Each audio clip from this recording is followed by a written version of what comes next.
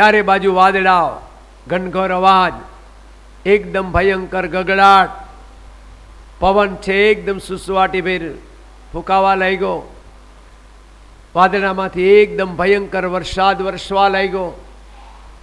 આ બધું જોયું ત્યારે રાજા સત્યવ્રતને એમ થયું કે મને જે માછલા એ કહેલું હતું ને એ આ સમય આવી ગયો. એટલે તરત રાજા સત્યવ્રત હતા ને એ બધું છોડી દીધું. બધું છોડી અને સમુદ્ર કિનારે જવા માટે રવાના થયા. રાજા સત્યવ્રત જ્યાં સમુદ્ર કિનારે જવા માટે રવાના થયા, સમુદ્ર કિનારે પહોંચ્યા તો આખું આ વિશ્વ બ્રહ્માંડ છે ને એની અંદર ભયંકર ઉલ્કાપાત ફેલાવા લાગ્યો. આખું એ બ્રહ્માંડ ડગવા લાગ્યું. ચારે બાજુ હાહાકાર, ભયંકરતા વ્યાપ્ત થઈ ગઈ. એ વખતે આ સરોવરમાં એક માછલું આવ્યું, એની બાજુમાં એક હોડી હતી. એટલે રાજા સત્યવ્રતે આ હોડીમાં બેઠા અને જ્યાં માછલાનું જે શીંગ હતું ને એ શીંગ વડે પોતાની હોડી બાંધી દીધી શીંગ સાથે, અને આખી આ પૃથ્વીનો પ્રલય થયો, પણ રાજા છે ને એક બચી ગયો. આ દિવ્ય કથા મત્સ્ય પુરાણમાં આવે છે. માત્ર રાજા એક જ બચ્યો, એનું કારણ શું? આખું બ્રહ્માંડ કેમ નાશ પામ્યું? સુખદેવજી મહારાજ પરીક્ષિત રાજાને કહેવા લાગ્યા કે રાજન, જે જીવ સત્યનું પાલન કરે, જે જીવ સત્યનું આચરણ કરે, જે જીવ સત્યને જ વળગી રહે ને એને કોઈ દી નાશ થતો નથી. કારણ ગાંધીજીએ પણ કીધેલું સત્ય જ ઈશ્વર છે, એટલે ઈશ્વરનો કોઈ દી નાશ થાય નહીં. આવી રીતે અહીંયા સુખદેવજી મહારાજે પરીક્ષિત રાજાને, આ રાજા સત્યવ્રત હતા ને એના જે સત્યવ્રતપણાનું જે કંઈ હતું એ કહી અને રાજાને સંતુષ્ટ કર્યા. इति श्रीमद्भागवते महापुराणे वैयाशक्याम अष्टादश सहस्रायाम श्रीमद्भागवते अष्टम स्कंद समाप्तोऽयं कृष्ण कन्हैया की जय. श्रीमद्भागवतना अष्टम स्कंदने विराम. श्रीमद्भागवतना नवम स्कंदनो प्रारंभ. શ્રીમદ્ભાગવતનો જે નવમો સ્કંદ છે ને એ મર્યાદાની લીલા છે. મહાપુરુષો છે આ નવમો સ્કંદ છે ને એનો ઉલ્લેખ કરતા કહે છે કે જે જીવ મર્યાદાનું પાલન કરે ને એને પુષ્ટિ અનુગ્રહ થાય છે. મર્યાદ રહીએ તો પુષ્ટિ મળે, પણ મર્યાદામાં રહીએ તો પણ પુષ્ટિ મળે છે.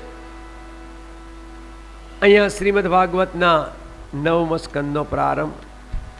સ્વસ્ત શ્રી ગણેશાય નમઃ, શ્રી સરસ્વત્યે નમઃ, શ્રી સદગુરુ પરમાત્મને નમો નમઃ.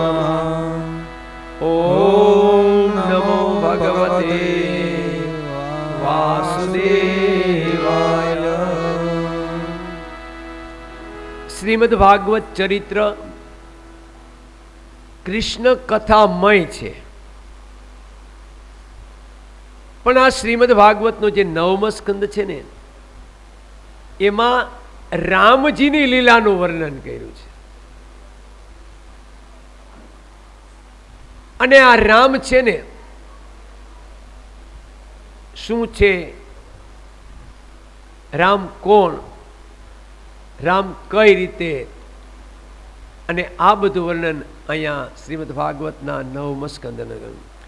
રાજોવાચ મન્વંતરાણિ સર્વાણિ ત્વયોક્તાનિ શ્રુતાનિ મે વીર્યાનંદ વીર્યસ્ય હરે સત્રમ કૃતાનિ ચ.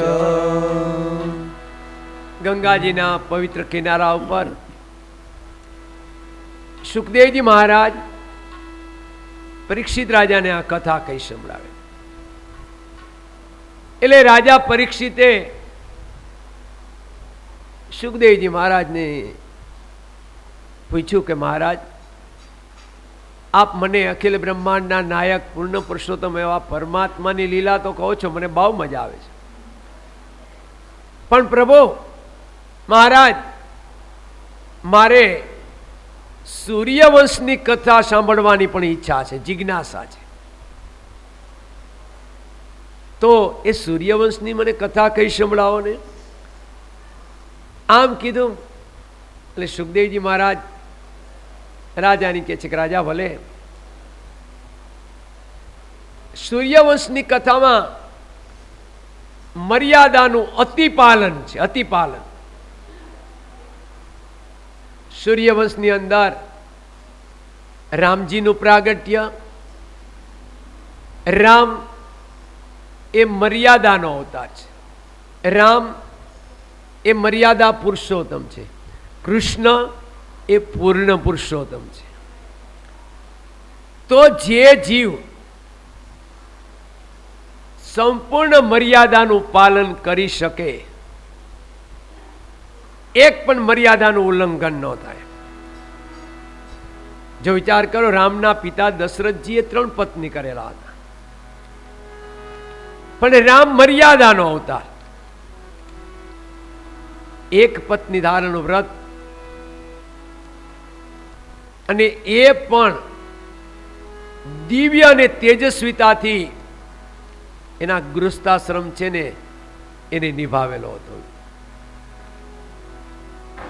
શ્રીમદ ભાગવતના 9મ સ્કંદની અંદર સર્વપ્રથમ સૂર્યવંશની ઉત્પત્તિનું વર્ણન છે. જે જીવ મર્યાદાનું સંપૂર્ણ પાલન કરે, મર્યાદાના વ્રતનું આચરણ કરે, મર્યાદા નિભાવે, એ રામ બની શકે છે. રામ એટલે મર્યાદા, બસ, બીજું કાંઈ નહીં. કૃષ્ણ એટલે પ્રેમ, રામ એટલે મર્યાદા અને કૃષ્ણ એટલે પ્રેમ. એક હોવા છતાં ઘણો તફાવત. સૂર્યવંશમાં મર્યાદાના અવતાર ભગવાન રાઘવેન્દ્ર સરકાર રામ, એને જે કર્યું છે એ આપણે કરવાનું, એ આચરણ આપણે કરવાનું. રામે જે આચરણ કર્યું એવું આચરણ આપણે કરવાનું. પુષ્ટિમાં કૃષ્ણ જે કહે એ આચરણ આપણે કરવાનું. એમાં ગીતાજીમાં જે જે કીધું એ આચરણ આપણે કરવું પડે. કૃષ્ણે કર્યું એમ નહીં કરવાનું. તો આ મર્યાદાનો અવતાર ભગવાન રાઘવેન્દ્ર સરકાર રામ છે ને, એ સૂર્યવંશની જ ઉત્પત્તિ છે. સુખદેવજી મહારાજ પરીક્ષિત રાજાને કહેવા લાગ્યા કે રાજન, હવે તારે સૂર્યવંશની કથા સાંભળવી છે ને, હું તને સૂર્યવંશની કથા સંભળાવું. શ્રી શુક ઉવાચ શ્રૂયતામ માનવો વંશ પાચુર્યેણ પરંતપ ન શક્યતે વિસ્તરતો વક્તુ વર્ષમ શતેરપી. અહીંયા જ્યાં રાજાએ સુખદેવજી મહારાજને પ્રશ્ન પૂછ્યો ને, એટલે સુખદેવજી મહારાજ કે રાજા સાંભળ, તારે સૂર્યવંશની કથા સાંભળવી છે, હું સંભળાવીશ. પણ જો આ સૂર્યવંશની કથા એવી છે, કદાચ વર્ષોના વર્ષો સુધી કહીએ ને તો આ સૂર્યવંશની કથા છે યથોચિત હું કહી શકું નહીં, પણ યથોચિત થોડુંક હું તને કહું. બાકી સૂર્યવંશની ઉત્પત્તિ ને એનું વર્ણન તો છે ને વર્ષો સુધી કદાચ ગાઈએ ને તો પણ એ પૂરું થતું નથી. કારણ કે રામાયણમાં તુલસીદાસજી મહારાજે એ જ કીધું છે, રામાયણ શતકોટિ અપારા, શ્રુતિ શારદા બરન ગુણ ગાના. રામાયણમાં ખુદ તુલસીદાસજી મહારાજ એમ બોલી પડ્યા કે રામનું વર્ણન કરવું ને એ મારે માટે તો બહુ મુશ્કેલ છે. જો વિચાર કરો, તુલસીદાસજી મહારાજ એમ કહેતા હોય, અને તુલસીદાસજી મહારાજે કીધું છે કે રામાયણ એક નથી, અસંખ્ય રામાયણો છે. રામાયણ શતકોટિ અપારા. આપણે તો કદાચ તુલસીકૃત રામાયણ નામ સાંભળ્યું હોય, બહુ થાય તો વાલ્મીકૃત રામાયણ સાંભળ્યું હોય, પણ રામાયણ ઘણી છે. સુખદેવજી મહારાજ પરીક્ષિત રાજાને કહે છે કે રાજમ, હવે તારે જે સૂર્યવંશની કથા સાંભળવીને હું તને કહું, સાંભળ. પરાવરે સાંભૂતાનામ આત્મયા પુરુષા પરા, તસ્ય નાભે સમમ વદમ પદ્મકોશો હિરણ્ય. રાજા સાંભળ, પરમ કૃપાળુ જે પરમાત્મા છે ને એ દિવ્ય છે. હવે આ પરમ કૃપાળુ પરમાત્માને જ્યાં પૃથ્વીનો પ્રલય થયો, પૃથ્વીનો જ્યાં પ્રલય થયો ને એ વખતે પરમાત્મા તો એકલા જ હતા, બધું નાશ પામ્યું. એટલે આ પૃથ્વીના પ્રલય વિશે પરમાત્માને એમ થયું એકલું ગમતું નથી.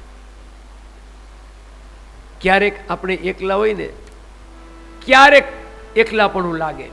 એમ અહીંયા પરમાત્માને એમ થયું કે હું એકલો જ છું. કદાચ કોઈક બીજા હોય તો વિશેષ બધા. આમ જ્યાં વિચાર કર્યો એટલે પરમાત્માની નાભીમાંથી એક કમળ પ્રગટ થયું. આ કમળ પ્રગટ થયું, એ કમળના પુષ્પની અંદર બ્રહ્માજી પ્રગટ થયા.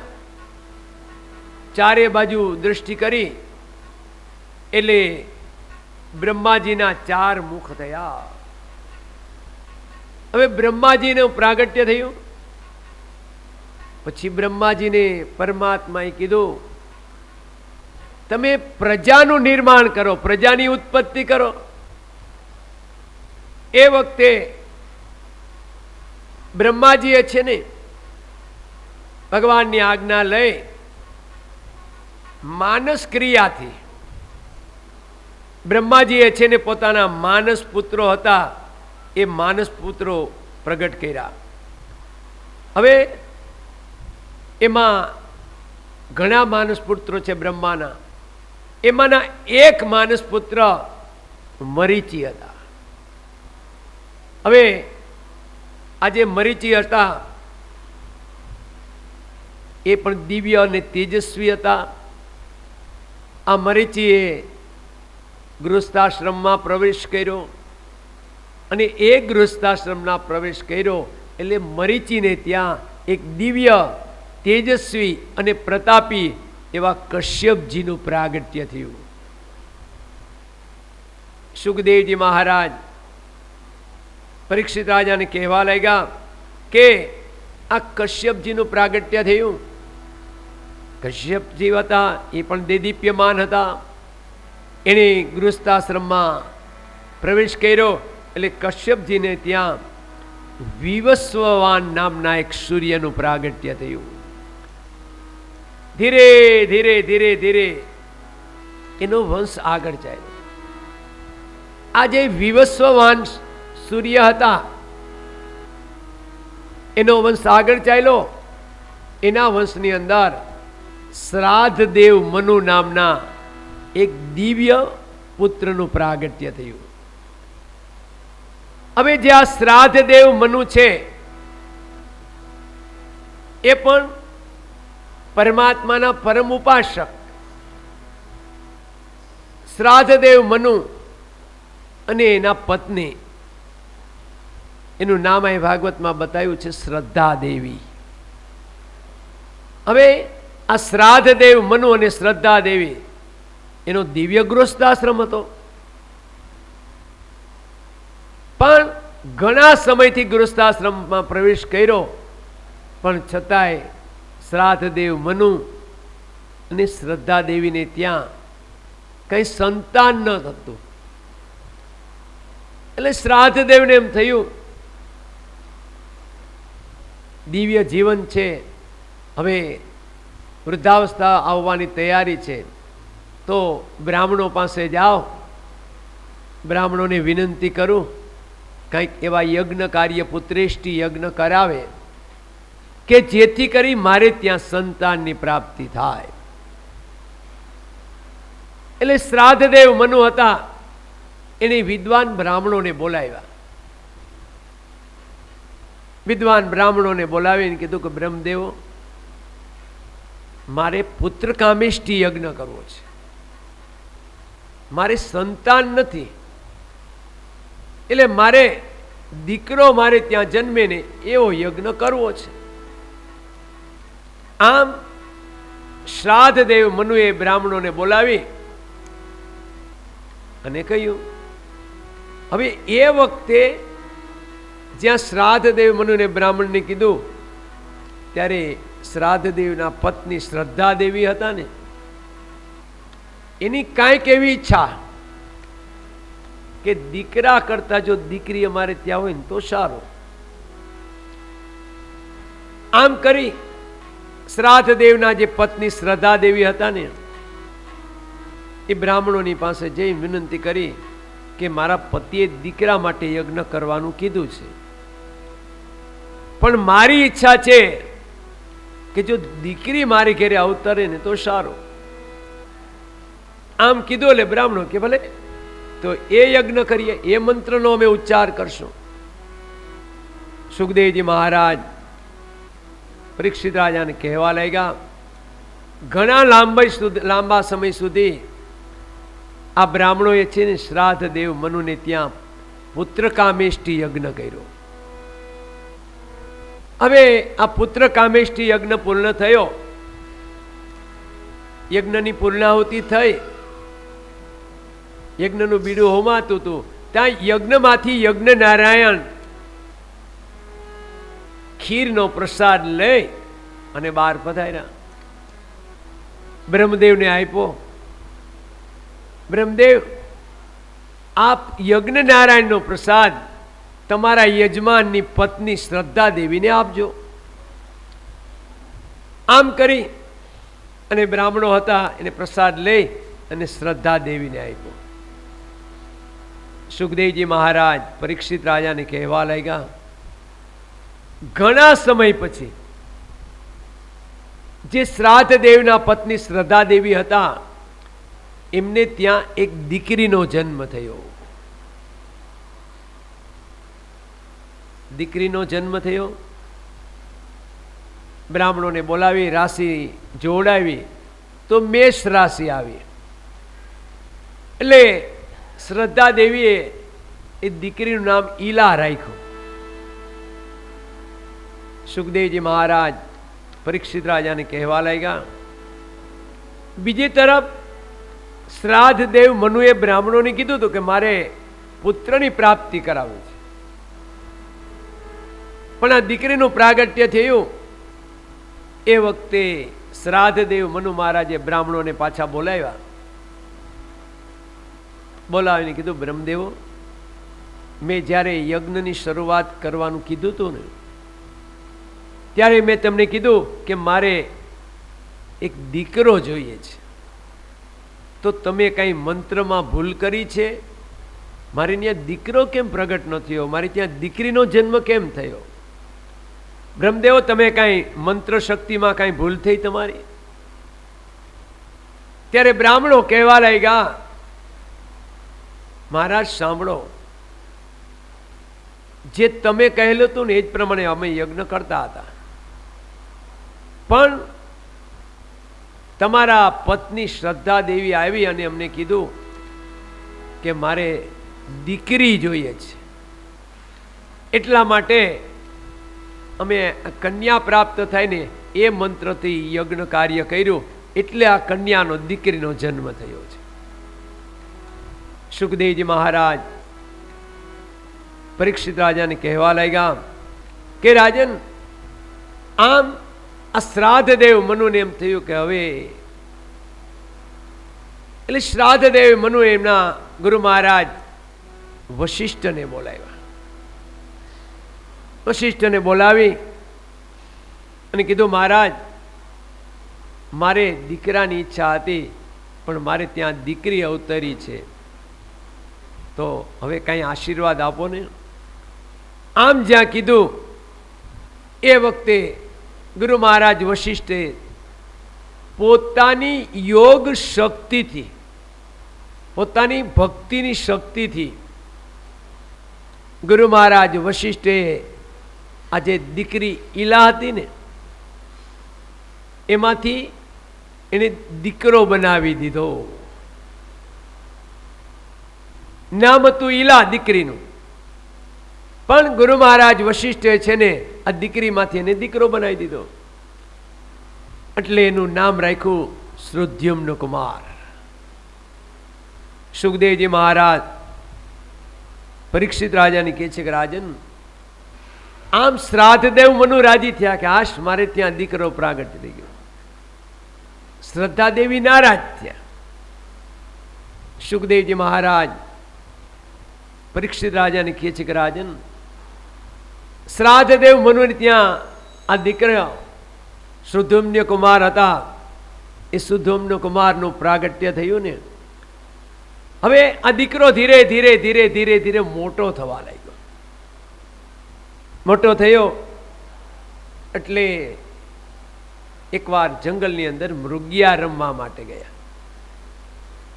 હવે આ સુધ્યુમ્ન કુમાર જ્યાં જંગલમાં મૃગિયા રમવા જતા ને, એવામાં શિવ પાર્વતીનું એક સ્થળ એવું હતું, એક જગ્યા એવી હતી કે ત્યાં કોઈ પણ પુરુષને આવવાની મનાઈ હતી.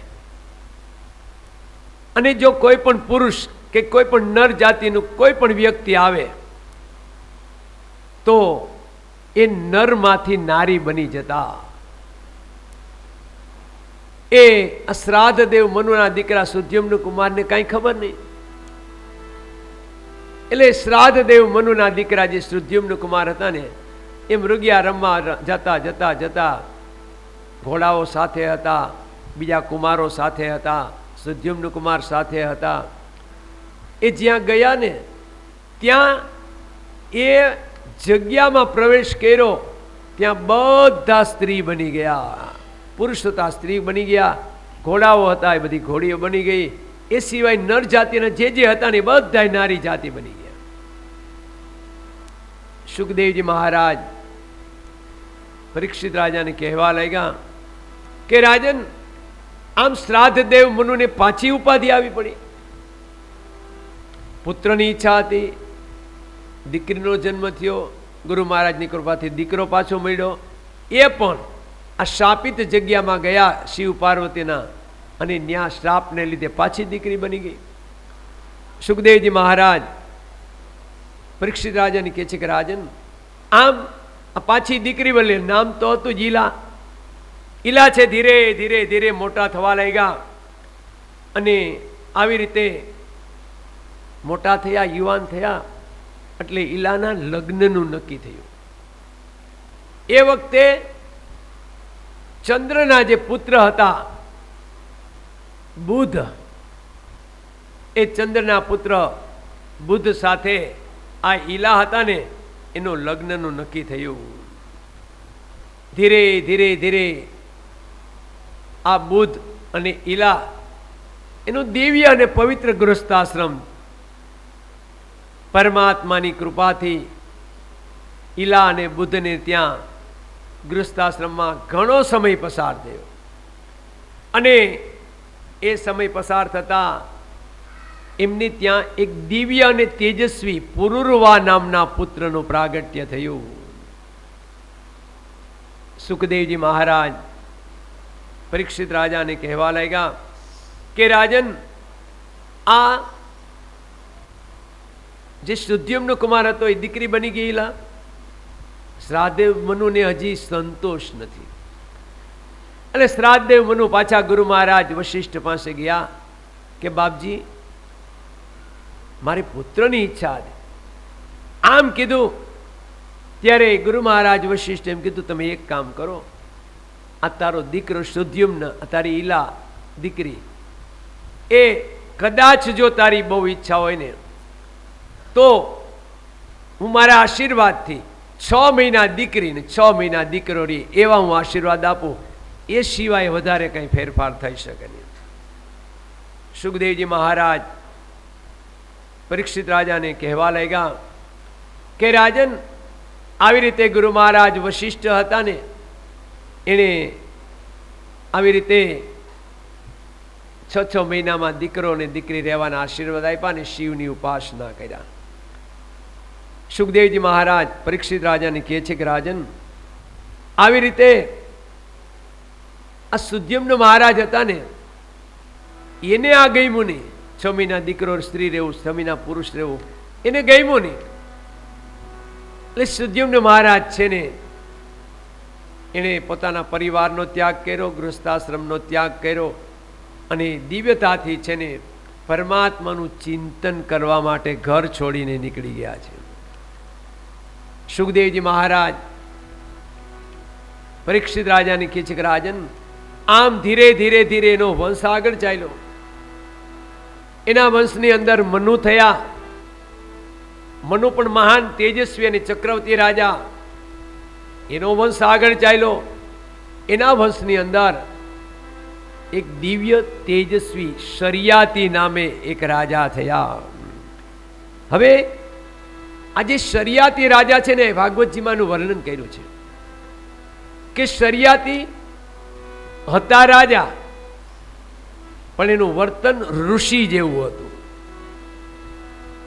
તેજસ્વીતા હતી, રાજનીતિમાં નિપુણ હતા, પણ ભક્તિમાં એના કરતા નિપુણ હતા. એટલે ભાગવતજીમાં વર્ણન છે કે આ શરિયાતી રાજા એકદમ ઋષિ જેવું છે, એ જીવન જીવતા હતા. હવે આ શરિયાતી જે રાજા હતા ને, એની નામના પણ વિશ્વમાં હતી. એનું દિવ્ય ગૃહસ્થાશ્રમ હતું. અને આ રાજાને, શરિયાતી રાજાને સંતાનમાં એક દીકરી, એનું નામ અહીં ભાગવતમાં બતાવ્યું છે સુકન્યા. હવે આ એક દીકરી, અને એ દીકરી છે ને, એક જ દીકરી હોય ને એટલે બાપ માટે તો એ દીકરા જેવું જ કામ કરતી હોય છે. અહીં ભાગવતજીમાં વર્ણન છે કે આ રાજા શરિયાતીને એક આ જે દીકરી હતી સુકન્યા, એ દીકરાને પણ છે ને પાછો પાડી દે ને એવું દિવ્ય કામ કરતી. વિચાર કરો, દીકરી સામાન્ય નથી હોતી હો, ધ્યાન રાખજો. દીકરો હજી સામાન્ય હોય છે, દીકરી ક્યારેય સામાન્ય નથી હોતી. આમ આ શરિયાતી રાજાની જે આ દીકરી હતી સુકન્યા, એને વિચાર કર્યો, ભલે મારે ભાઈ નથી, પણ હું જ છે ને મારા પિતાનો ને મારા માતાનો દીકરો છું. દીકરી બધું કરી શકે છે.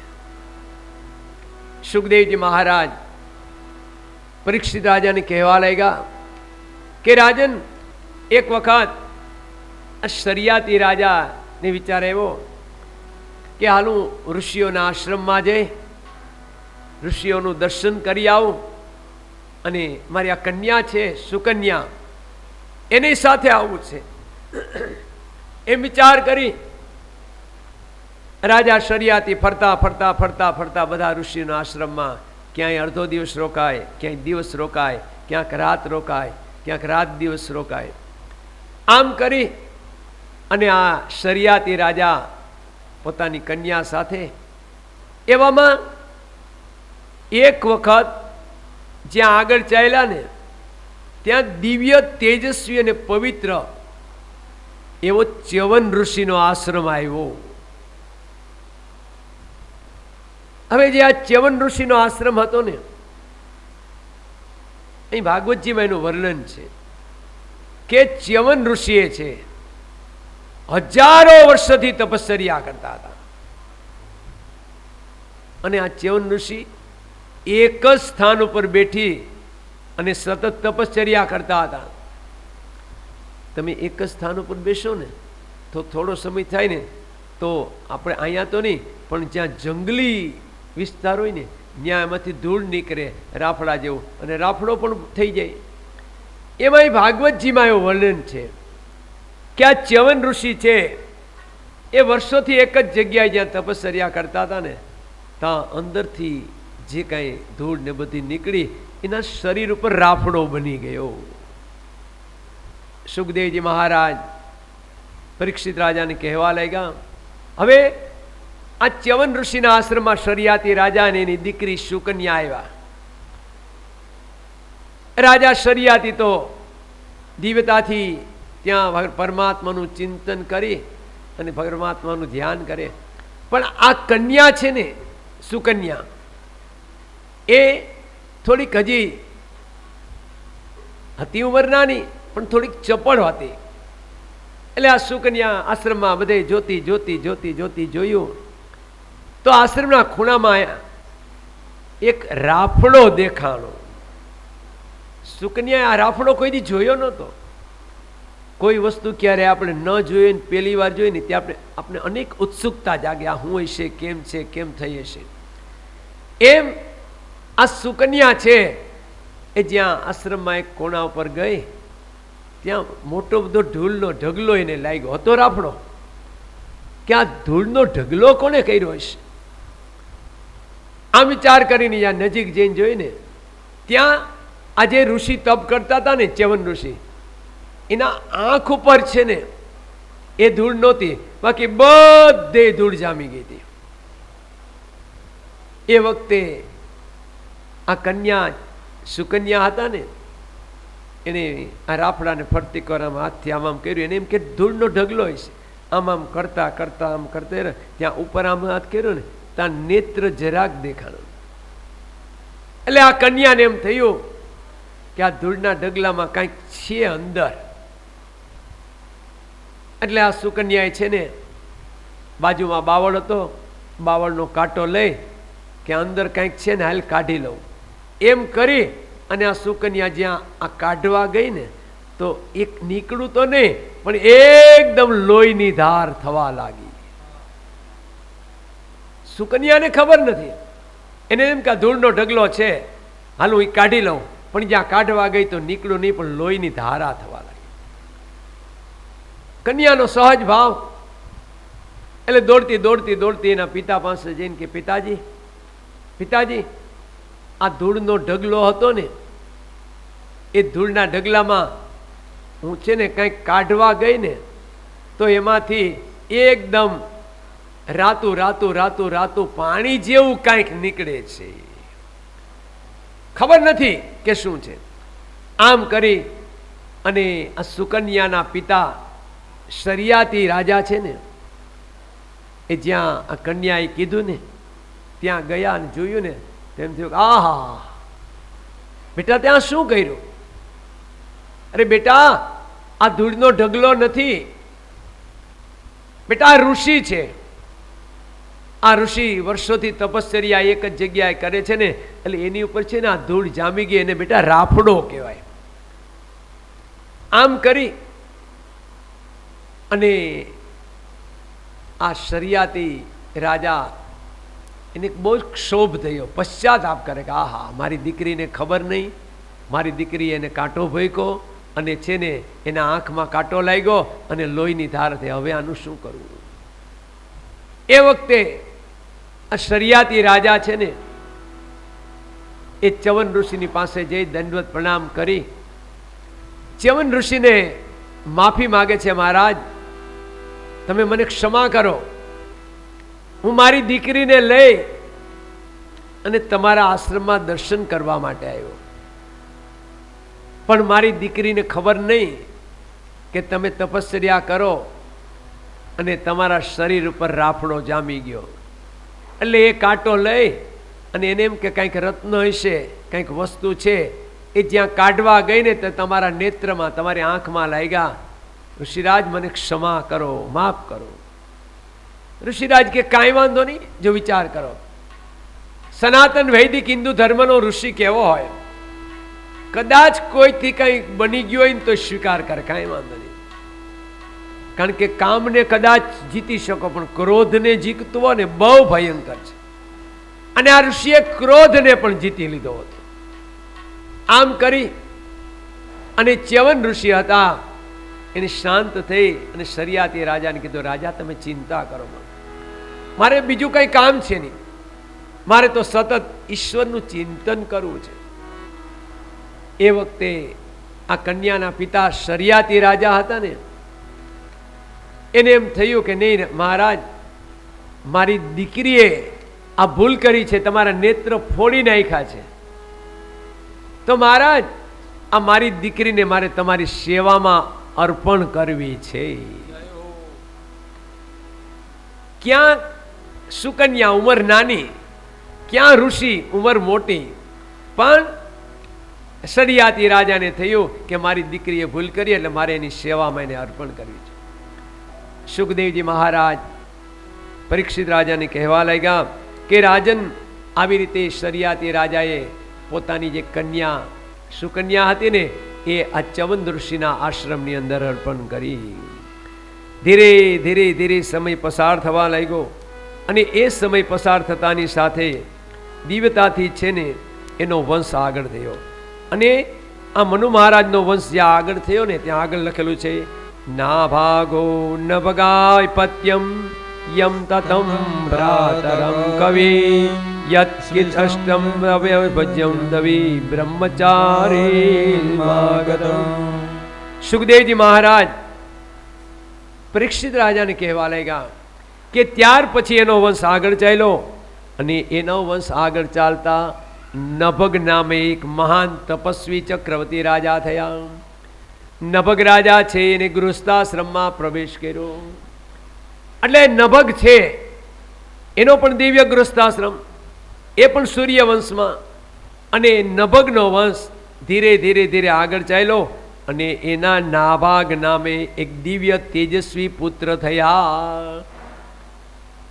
હવે નભગના જે આ પુત્ર થયા નાભાગ, એક વખત આ નાભાગના બધા જે ભાઈઓ હતા 4, એ 3 ભાઈઓ છે ને એ ઘેરે હતા અને નાભાગ છે એ વિદ્યા ગ્રહણ કરવા માટે કાશી ગયા.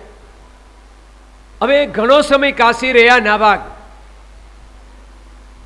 પણ અહીંયા પોતાનું જે વતન હતું, પોતાનું ગામ હતું ને, ત્યાં એના 3 ભાઈઓ, તે 3 ભાઈઓએ ભાગ પાડી લીધા કે આમ નીકળનું તારું ને આમ નીકળનું તારું ને આમ નીકળનું તારું. બાપા વૈધા, વિચાર કરો. આ 3 ડાયા કેવા હતા? એને તરત જ નક્કી કરી લીધું કે આપણા ત્રણેયના મકાન તો ભાગ આવી ગયા, ઓઈલો ભણવા ગયો છો તો એના ભાગમાં આપણે બાપા આપી દેવું. જો વિચાર કરો, સંપત્તિ પોતે લઈ લીધી 3. બાપા વૈધા, એ ભણવા ગયો છે એને આપણે આપી દઈશું. આમ કરી આ નાભાગ છે ને ઘણા વર્ષો સુધી કાશીમાં વિદ્યા અભ્યાસ કર્યો. વિદ્યા અભ્યાસ કરી અને જ્યારે પોતાને ઘેરે પોતાને વતન આવ્યો ને ત્યારે 3 ભાઈઓએ નાભાગને આવકાર્યો અને કીધું, ભાઈ હવે જો આપણું આ બાપાની મિલકત હતી ને એમાંથી ભાગ પાડી લીધા છે, અમે 3 ભાઈઓએ આ 2 ખોયડા રાખ્યા અને આ બાપા છે ને તારા ભાગમાં રાખ્યા. નાભાગ બહુ રાજી થયો. વિચાર તો કરો. જો ધ્યાન રાખજો, અનેક જન્મના પુણ્ય હોય ને તો ભાઈ માના અને બાપના દર્શન થઈ શકે. અનેક જન્મના પુણ્ય હોય ને તો મા અને બાપ ભેગો રહેવાનો લાવો મળે. અનેક જન્મના પુણ્ય હોય ને તો મા બાપની સેવા થઈ શકે. હો, બાકી તો મા બાપ હોય ને તો પૈસા દઈને કે આપણે તમે હે ને વાં જાઓ, ત્યાં વૃદ્ધાશ્રમમાં હે ને હારા મારું ખાવાનું બધું આપે ને ત્યાં જાઓ, હું પૈસા પૂરા પાડી દે. ધૂળ. વિચાર કરો, અનેક જન્મના પુણ્ય હોય ને ત્યારે આ મળે છે. હો, એમ આ નાભાગને કીધું કે અમે તેણે ખોયડા તો અમે તેણે ભાઈ લઈ લીધા, પણ પિતાજી વૈધા છે એ તારે રાખવાના. નાભાગ ખૂબ જ રાજી થયો, વિચાર તો કરો, ખૂબ જ રાજી થયો. અને એણે નાભાગે દિવ્યતાથી પોતાના પિતાની એટલી સેવા કરી. જો વિચાર કરો, કાલે મેં તમને કીધું હતું ને કે પરમાત્મા જ્યારે સ્વધામ પધારવાના હતા પ્રભાસ પાત્રમાં, પણ દક્ષિણ ભારતમાં લો પંઢરપુરમાં પેલો પુંડરીક રાહ જોતો હતો ને, ભગવાન કે હાલીને દર્શન દેતો. તો ભગવાન દર્શન દેવા ગયા તો પુંડરીક એના મા બાપની સેવા કરતો હતો. ભગવાન કે તું મારા દર્શન કરી લે, મારે સ્વધામ જવું.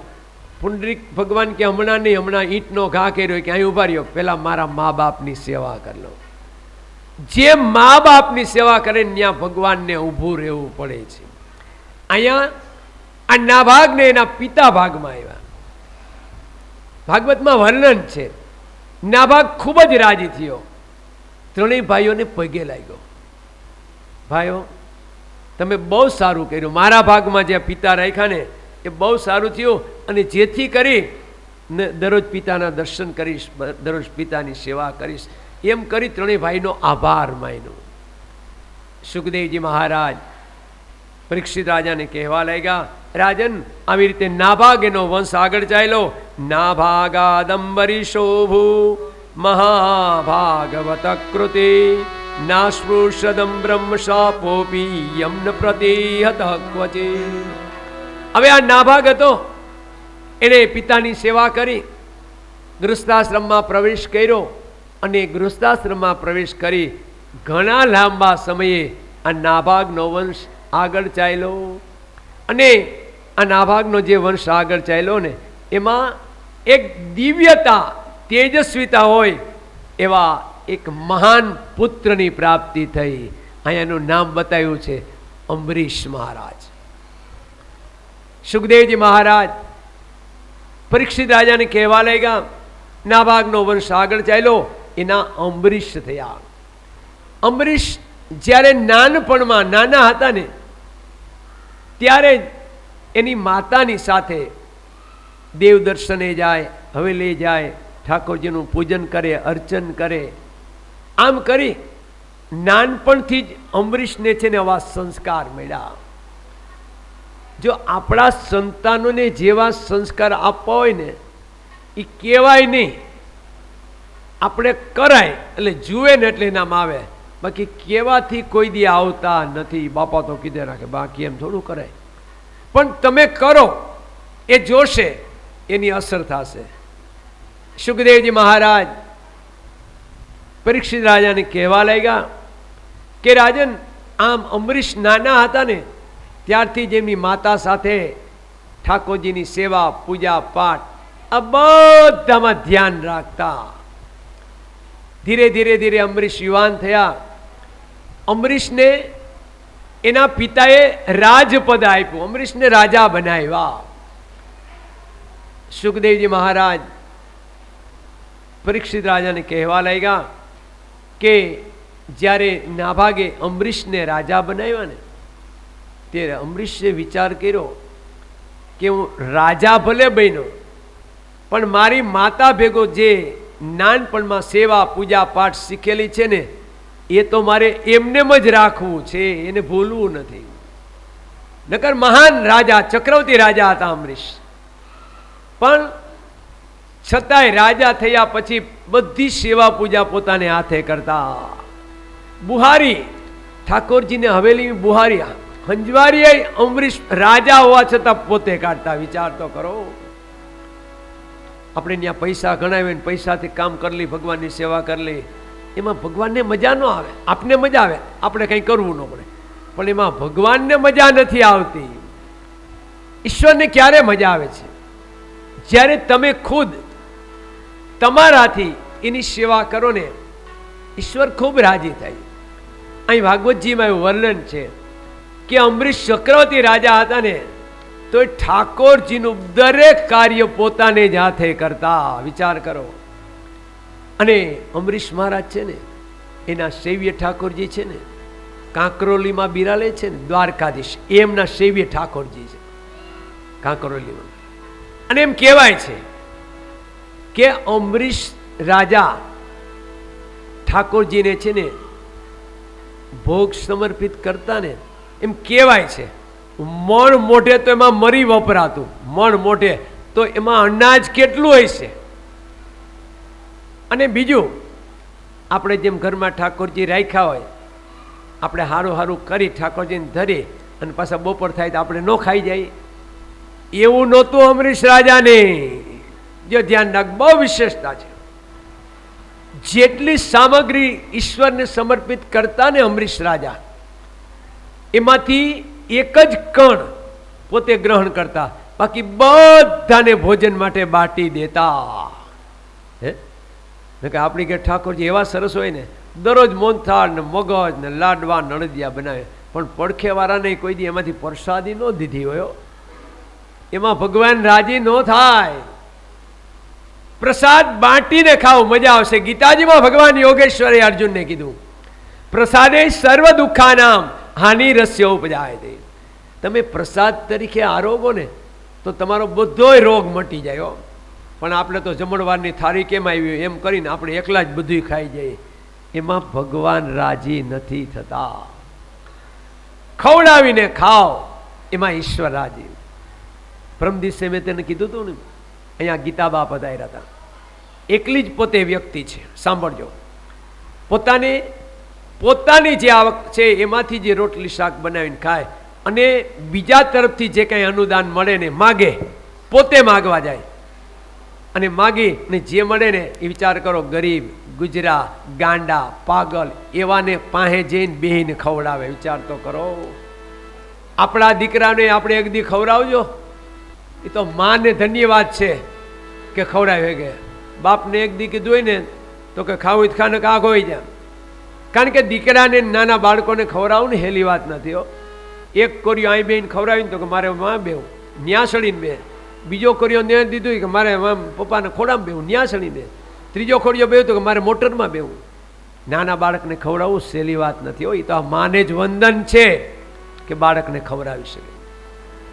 સુખદેવજી મહારાજ પરીક્ષિત રાજાને કહેવા લાગ્યા કે રાજન, આમ અમરીશ રાજા જે ભોગ મણ મોઢે, મણ મોઢે ભોગ ધરાતો કાંકરોલીમાં દ્વારકાધીશને, અને એ ભોગ બધાને પ્રસાદી રૂપે આપી દેતા. વિચાર તો કરો. એને વૈષ્ણવ કહેવાય. વૈષ્ણવ કોને કહેવાય? બીજાને ખવડાવીને રાજી થાય ને એ વૈષ્ણવ કહેવાય. પોતે ને પોતે ખાઈને રાજી થાય ને એ કહેવાતો હશે કદાચ, પણ ઓને ન ભોગે. સુખદેવજી મહારાજ પરીક્ષિત રાજાને કહેવા લાગ્યા, અમરીશ રાજા એની દિવ્યતા વ્યાપ્ત થઈ અને અમરીશનો વંશ આગળ ચાલ્યો. અને એનો વંશ આગળ ચાલતા ચાલતા ધીરે ધીરે ધીરે છે ને એને એક દિવ્ય પુત્રની પ્રાપ્તિ થઈ. હવે જો અહીં ભાગવતજીમાં એવું વર્ણન છે કે અમરીશ મહારાજ છે ને એ રાજા હતા. આમ તમે જુઓ તો સારે બાજુ છે ને ધોમધોમ સાહેબી હતી. પણ અહીં લખેલું છે કે અમરીશ રાજા એકાદશી 11 રહેતા. આપણે એકાદી રેજો, નો કોઈ રહેતા હોય નહીં, એકાદી રેજો, મજા આવશે. આ પ્રયોગ કર્યા જેવો છે. અમરીશ રાજા એકાદશીનું વ્રત કરતા, એકાદશી રહેતા. અને અમરીશ રાજા છે ને એને એકાદશીનું વ્રત કરેલું. એટલે કોઈ પણ વ્રત કરીએ, અમારા ભાઈઓને ઓછી ખબર હોય, અમારા માતાઓ બહેનોને ખબર હોય કે આ વ્રત પૂરું થયું, હે ગોર બાપા આને ઉજવવાનું કેમ કરવું, ઉજવવું. કારણ કે જે વ્રત કર્યું એને ઉજવણું કરવું જોઈએ. એમ આ અમરીશ રાજા હતા ને, એણે આખા વર્ષની એકાદશી રહેતા. રાજા હોવા છતાં પણ એને થયું કે વ્રતનું ઉદ્યાપન કરવું જોઈએ. એમ કરી અને આ અમરીશ રાજાએ છે ને પોતાના આડોશ પાડોશમાં રહેતા બધા વૈષ્ણવો, બધા સેવકો, બધા બ્રાહ્મણોને કીધું કે આવતીકાલે હું આખા વર્ષની જે એકાદશી રહું છું ને એ એકાદશીના વ્રતનું મારે ઉદ્યાપન કરવું, ઉજવણું કરવું છે. તો બ્રહ્મદેવોને કીધું તમારે દરેકે મારે ત્યાં ભોજન પ્રસાદ લેવા આવવાનું છે. બ્રહ્મદેવો તૈયાર થઈ ગયા.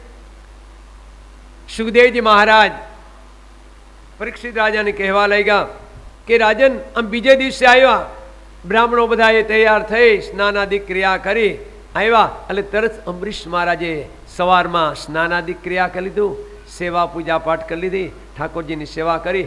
જે જે બ્રાહ્મણો હતા ને એનું પૂજન કરી અને એને ચંદન કરીને વંદન કરવા લાગ્યા. આમ કરી બરોબર કદાચ 11 થયા છે. બ્રાહ્મણો આવતા ગયા, પૂજન કરતા ગયા, બ્રાહ્મણો આવતા ગયા, પૂજન કરતા ગયા. એટલે અમરીશ રાજાને એમ થયું કે પેલા મારા અતિથિને હું જમાડી લઉં, જેને આમંત્રણ આપ્યા ને, અને બધાને જમાડીને પછી હું પ્રસાદ ગ્રહણ કરીશ. અને ખરેખર નિયમ એવો છે, જે યજમાન હોય અથવા તો જેને ત્યાં હોય ને એને છેલ્લે પ્રસાદ લેવાનો હોય છે. કેમ? જે બધાએ પ્રસાદ લીધો હોય એનું પુણ્ય છે ને એને પ્રાપ્ત થાય છે. એટલે અમરીશ રાજાએ વિચાર કર્યો કે મેં બધાને આમંત્રણ આપ્યું છે, એ બધા આવી જાય, બધા ભોજન પ્રસાદ લઈ લે, પછી છેલ્લે હું પ્રસાદ લઈશ. આમ કરી અને બરોબર 11, 11:30 થયા છે. અમરીશ રાજાએ બધાને આવકારો સ્વાગત કર્યું અને કીધું ચાલો બધા બ્રહ્મદેવો ભોજન પ્રસાદ માટે પધારો. એમ હજી કહેતા હતા ને ત્યાં બહારથી એક મહાન તપસ્વી ઋષિને એને આવતા જોયા. આપણે જેને આમંત્રણ આપ્યું હોય ને એ તો ભલે આવ્યા હોય, પણ કદાચ રોટલાનું ટાણું હોય ને આમંત્રણ ન આપ્યું હોય ને આવ્યા હોય ને એને રોટલો ખવડાવાય. હો, ધ્યાન રાખજો. અહીં ભાગવતજીમાં એવું વર્ણન છે કે જે આ બધાને આમંત્રણ આપ્યું હતું એને તો બેહાડ્યા, ત્યાં એક મહાન તપસ્વી ઋષિ, અહીં ભાગવતજીમાં નામ છે દુર્વાસા ઋષિ. હવે આ દુર્વાસા ઋષિ આવતા હતા ને એટલે અમરીશને એમ થયું હા હા આજ ધન ભાગ ને ધન ઘડી, આજ મારે આંગણે એક દિવ્ય બ્રહ્મપુત્ર આવે છે, એક બ્રાહ્મણ ઋષિ મારે ત્યાં વગર આમંત્રણ આપ્યા, આજ મારું ધન ભાગ ને ધન ઘડી. આમ કરી અને તરત અમરીશ રાજા ઊભા થઈ દુર્વાસાને દંડવત પ્રણામ કરી અને કીધું બાપજી આજે મેં બધા બ્રાહ્મણોને આમંત્રણ આપ્યું છે. બાપજી આજે મારા આખા વર્ષની આ એકાદશી છે ને 11, એનું મારે ઉજવણું કરું છું, તો મેં બધા બ્રાહ્મણોને આમંત્રણ આપ્યું, બધાનું પૂજન કર્યું, બધાને ભોજન કરવા પ્રસાદ આપ પણ બિરાજો અને ભોજન પ્રસાદ લ્યો. તો આ દુર્વાસાએ શું કીધું ખબર છે? કે તમે મને આમંત્રણ આપ્યું બરોબર, પણ મારે હજી મધ્યાહન સંધ્યા સેવા પૂજા બાકી છે. આમ કરી અને કીધું હું મધ્યાહન સેવા કરી આવું યમુનાજીના કિનારે, મધ્યાહન સેવા પૂજા કરી અને પછી આવું ને પછી તમારે ત્યાં હું પ્રસાદ લઈશ. આમ કરી અને આ દુર્વાસા ઋષિ હતા ને એ તો યમુનાજીના કિનારે મધ્યાહન સંધ્યા કરવા માટે નીકળી ગયા. સુખદેવજી મહારાજ પરીક્ષિત રાજાને કહેવા લાગ્યા કે રાજન, આમ જ્યાં મધ્યાહન સંધ્યા દુર્વાસા ઋષિ કરવા લાગ્યા ને ત્યાં યોગની ક્રિયા કરીને એમાં ધ્યાનમાં ચડી ગયા, બધું ભૂલાઈ ગયું. યોગિક ક્રિયાઓ જે કરે ને એનું બધું છે ને આ દુનિયાનું બધું ભૂલી જાય. સુખદેવજી મહારાજ પરીક્ષિત રાજાને કહે છે જ્યાં યોગ છે એ ક્રિયા પૂરી થઈ અને જોયું ને ત્યાં દુર્વાસાને એમ થયું આહા આ તો બપોર ઉપર ટાણું થઈ ગયું.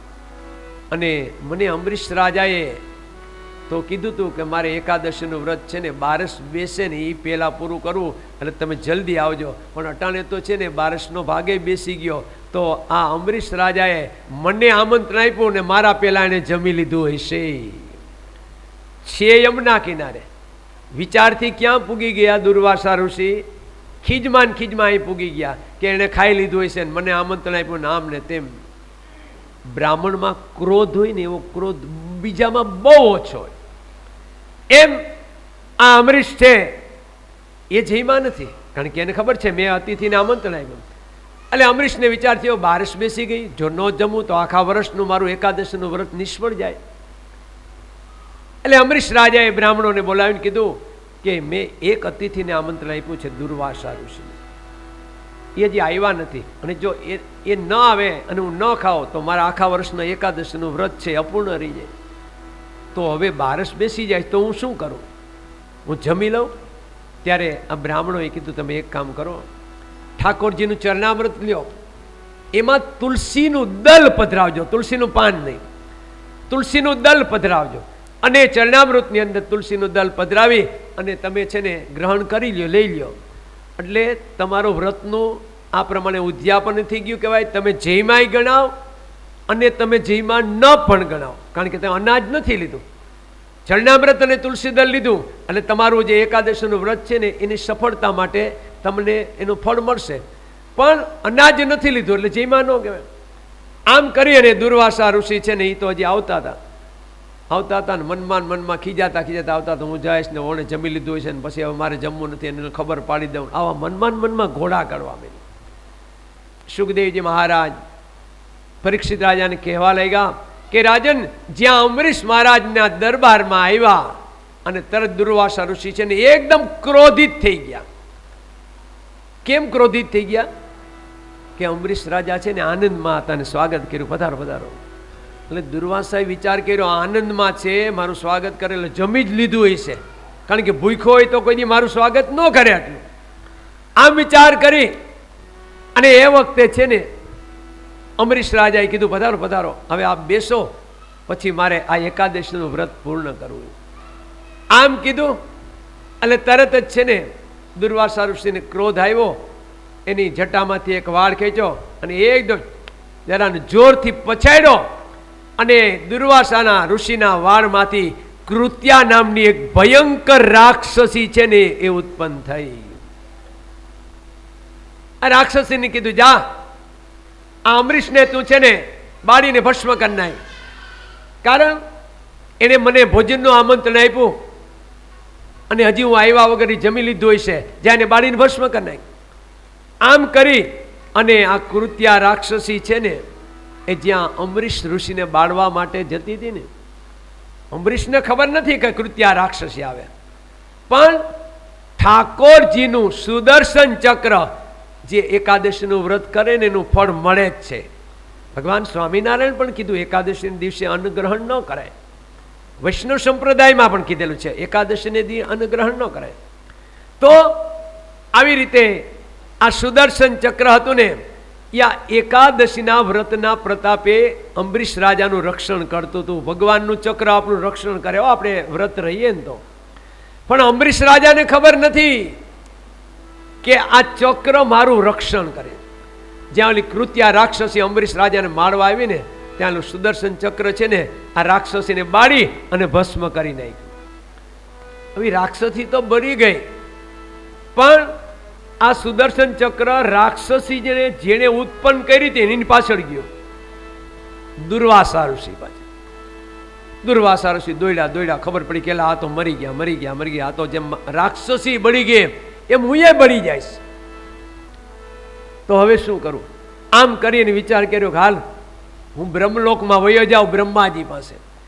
એમ કરી અને તરત અંબરીશ રાજા છે ને દોડતા બ્રહ્મલોકમાં ગયા. બ્રહ્માજીને કહે બાપા દાદા બચાવો. કેમ દાદા? પરમાત્મા વિષ્ણુ નારાયણનું સુદર્શન ચક્ર મારી પાછળ બાળવા માટે આવે છે, તમે મને બચાવો, જલ્દી બચાવો.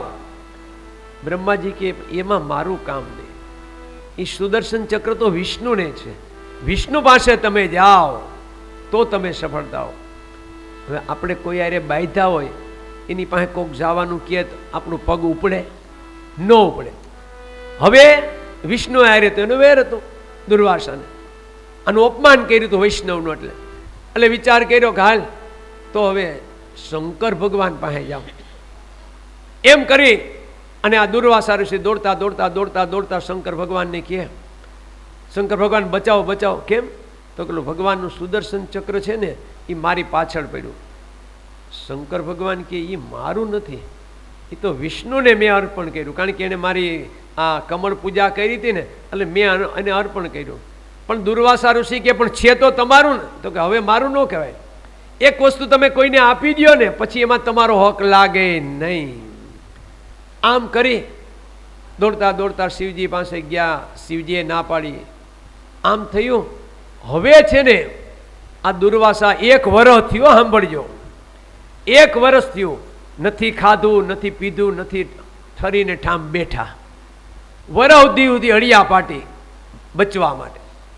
આમ કરી અને તરત જ્યાં વિષ્ણુ પરમાત્મા પાસે ગયા ને કે પ્રભુ તમારું સુદર્શન ચક્ર મારી પાછળ પડ્યું, બચાવો ને. ત્યારે વિષ્ણુ ભગવાને શું કીધું? ઋષિરાજ સાંભળો, એ સુદર્શન ચક્ર મારું છે, પણ મેં છે ને એ દુર્વાસા ઋષિ 11 શ્રી ને એકાદશીનું વ્રત કરીએ ને એટલે એના રક્ષણ માટે મેં કાયમ એને આપી દીધું. એટલે જે વ્યક્તિ એકાદશીનું વ્રત કરે ને એનું રક્ષણ ભગવાનનું સુદર્શન ચક્ર કરે છે. ઓ એકાદશી રેજો. સુખદેવજી મહારાજ પરીક્ષિત રાજાને કહેવા લાગ્યા કે આ સુદર્શન ચક્રનું વિષ્ણુએ કીધું કે એ તો મેં અંબરીશ રાજાને આપી દીધું. જો તમે અંબરીશ રાજા પાસે જાઓ ને તો તમે બચી શકો. આમ કીધું એટલે તરત જ દુર્વાસા ઋષિ મૂંઝાણા કે ભાઈ રે કરી અંબરીશ રાજાને તો બારી નાખવાટું મેં કૃત્યા રાક્ષસી કરીને હવે એની પાસે કેમ જાઉં.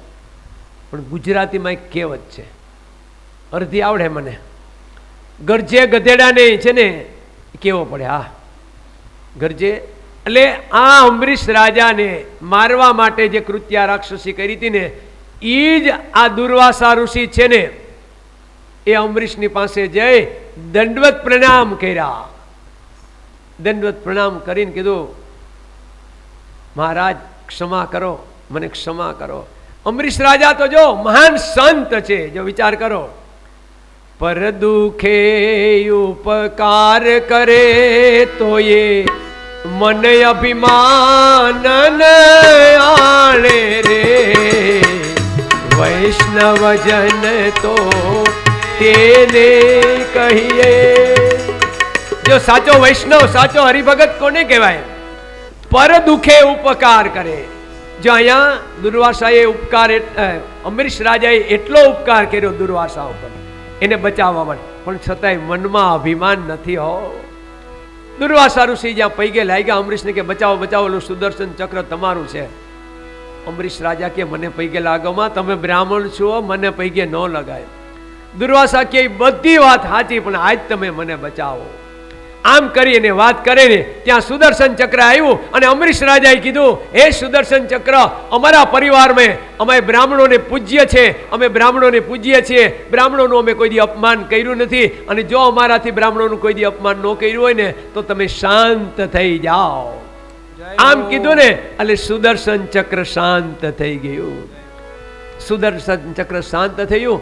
પછી 1 વર્ષે પેલા દુર્વાસા ઋષિ ભોજન કર્યું, પછી છે ને અંબરીશ રાજાએ ભોજન કર્યું. હવે 1 વર્ષે એને ભોજન કર્યું. આપણે 5 મિનિટ થોડુંક ઇન્ટરવેલ રાખીએ, એને ભોજન કર્યું, આપણે જલપાન કરીએ અને પછી આપણે બધાએ અયોધ્યા જવાનું છે. બધાએ અયોધ્યા. કૃષ્ણ કનૈયા લાલ.